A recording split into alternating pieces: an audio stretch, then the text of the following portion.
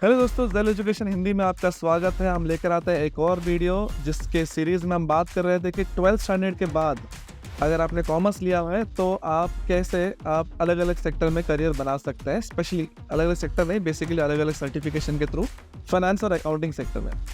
आज की वीडियो में हम बात करेंगे USCPA के थ्रू आप क्या कुछ कर सकते हैं, किस तरह से अप्रोच कर सकते हैं और किस तरह अपना करियर फाइनेंस और अकाउंटिंग सेक्टर में बना सकते हैं। तो सबसे पहले हम जानें कि USCPA होता क्या है। सबसे पहले USCPA, ये मान लो जैसे हम इंडिया में CA होते हैं, राइट। CA क्या करते हैं एग्जैक्टली? ये फाइनेंशियल हेल्थ के बारे में बताते हैं। बेसिकली जो बुक कीपिंग करते हैं या फिर उनके फाइनेंशियल डिसीजंस में अपना रोल निभाते हैं। तो इस तरह से CA जो है इंडिया में अपना रोल अलग अलग तरीके से अलग अलग ऑर्गेनाइजेशन के लिए अपना रोल प्ले करते हैं। बिल्कुल उसी तरह अगर आपको US में अगर आपको CA का रोल प्ले करना है तो आपको CPA बनना पड़ेगा। CPA क्या होता है? Certified public accountant. यानी कि क्या, अगर आप US में अकाउंटिंग सेक्टर में या फिर किसी भी कंपनी को आप अपना जैसे CA रोल प्ले करते हैं वो रोल प्ले करना है तो आप CPA होना ज़रूरी है। तो सवाल यह है कि क्या आप चार्टर्ड अकाउंटेंट बनना चाहते हैं US में, तो आपको USCPA की ज़रूरत पड़ती है, ठीक है।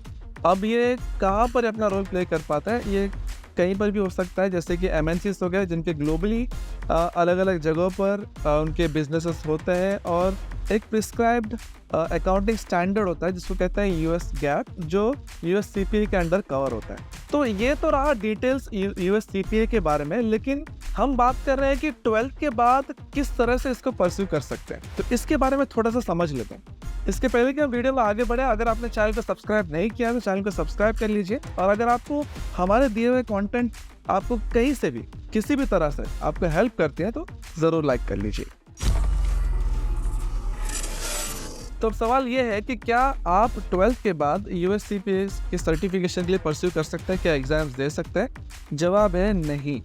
इसका बेसिकली ये एक ऐसा कोर्स है जिसका एलिजिबिलिटी क्राइटेरिया थोड़ा सा हाई है। आपको ग्रेजुएट होना पड़ेगा, पोस्ट ग्रेजुएट होना पड़ेगा। अगर चाहे आप MBA कर रहे हो या MCOM कर रहे हो, आप एलिजिबल होते हो इस सर्टिफिकेशन के एग्ज़ाम्स देने के लिए। अगर आप ग्रेजुएट हो तो आपके लिए काफ़ी बढ़िया मौका होगा। लेकिन अगर आप 12th जस्ट क्लियर किए हैं या फिर 12th में गए हैं और आपने USCPA के बारे में सुना है और आप ये परस्यू करना चाहते हैं, तो भले ही आप एलिजिबल नहीं हो, लेकिन उस डायरेक्शन में कुछ और चीज़ें कर सकते हैं जो USCPA को कॉम्प्लीमेंट करता है। जैसे कि CA में आप कर सकते हो, जो 12th के बाद आप प्रिपेयर करोगे और आप जब तक सर्टिफिकेशन क्लियर करोगे आप ग्रेजुएशन के सेकेंड ईयर तक आप पहुंच जाओगे। या फिर अगर आपको अकाउंटिंग और फाइनेंस सेक्टर में और भी महारत हासिल करनी है तो आप ACCA के बारे में भी सोच सकते हो। और जब तक आप ये सर्टिफिकेशन कर लेते हो और तब तक आप एलिजिबल भी हो जाते हो USCPA के लिए, और आपके पास एडिशनल क्वालिफिकेशंस या फिर सर्टिफिकेशंस आपके पास आ जाती हैं। तो एक बढ़िया तरीका है चीज़ें करने का। क्योंकि अगर आप ACCA के बाद नहीं भी करना चाहते हो USCPA, तो भी आप अकाउंटिंग में और फाइनेंस में आप अपना काफ़ी अच्छा क्वालिफिकेशन आप हासिल कर लेते हो, जिससे आप ऑलमोस्ट CA जैसे काम कर सकते हो। ACCA के थ्रू आप इंडिया में काम कर सकते हो, UK में काम कर सकते हो, मिडिल ईस्ट में काम कर सकते हो, ठीक है। तो ये तो रहा किस तरीके से आप USCPA की तरफ अप्रोच रख सकते हैं अगर आपने 12th किया है या फिर 12th में हो, इस तरह से आप सोच सकते हैं। तो लेकिन अगर USCPA के एडवांटेज के बारे में जाननी है तो मैं आपको वो भी बता देता हूँ। बेसिकली ये आप सिर्फ 12 महीने में फिनिश कर सकते हैं। अगर आप फिर भी ज़्यादा से ज़्यादा टाइम लेना चाहते हो तो 18 महीने तक भी आप खींच सकते हैं, लेकिन ये 18 महीने के अंदर अंदर ये कोर्स जो है या फिर एग्ज़ाम्स जो है आप क्लियर कर सकते हैं। ये बेसिकली 4 एग्ज़ाम्स होते हैं जो आपको क्लियर करना होता है, ठीक है। सबसे पहला exam financial accounting and reporting के बेस पे होता है, और दूसरा होता है ऑडिटिंग एंड अटेस्टेशन। थर्ड होता है रेगुलेशन, बेसिकली जिसमें टैक्सेशन के बारे में बात किया जाता है और US फेडरल लॉ के बारे में बात किया जाता है। और चौथा होता है डिसिप्लिन। बेसिकली स्पेशलाइजेशन पेपर है, या तो आप इंफॉर्मेशन टेक्नोलॉजी इन ऑडिट में कर सकते हैं, या फिर आप बिजनेस एनालिसिस एंड रिपोर्टिंग में कर सकते हैं, या फिर आप टैक्स कॉम्प्लायंसेस एंड प्लानिंग में कर सकते हैं। ये बेसिकली सारे के सारे पेपर्स MCQ प्लस सब्जेक्टिव होते हैं, और हर एक पेपर को प्रिपेयर करने के लिए करीब करीब 3 से लेकर 4 महीने आपको लग सकते हैं।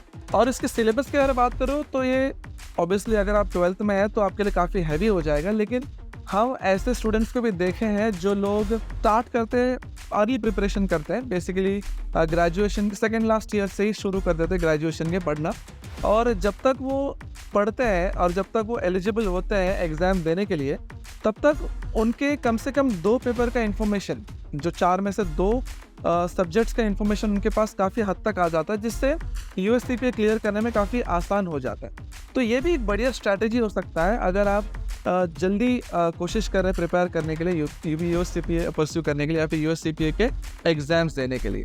और एक बार आप यूएससीपीए कर लेते हो तो किस तरीके के रोल्स मिलते हैं आपको टैक्सेशन में, ऑडिट में, जो भी रोल्स सीए को मिलते हैं इंडिया में, आप जानकारी है आपको अगर, तो जो भी रोल्स सीए को मिलते हैं वही रोल्स आपको सीपीए के थ्रू भी मिलेगा।